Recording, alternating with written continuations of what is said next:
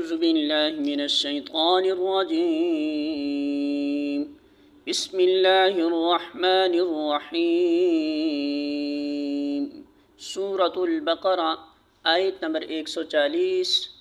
ارشاد باری تعالی ہے، ام یا تقولون تم کہتے ہو، ان بے شک ابراہیم و اسماعیل اور اسماعیل و اسحاق اور اسحاق و یعقوب اور یعقوب والاسباط اور اولاد یعقوب کانوا تھے وہ ہودن یہودی او یا نصارا نصرانی۔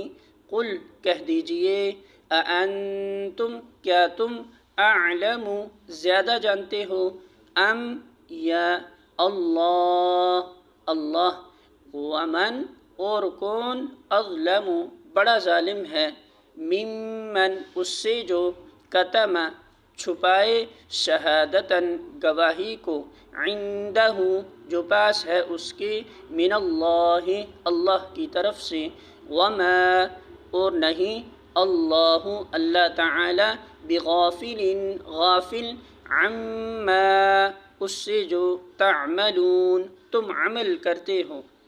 ترجمہ، یا پھر کیا تمہارا کہنا یہ ہے کہ ابراہیم، اسماعیل، اسحاق، یعقوب علیہ السلام اور اولاد یعقوب علیہ السلام سب کے سب یہودی تھے یا نصرانی تھے؟ کہو تم زیادہ جانتے ہو یا اللہ؟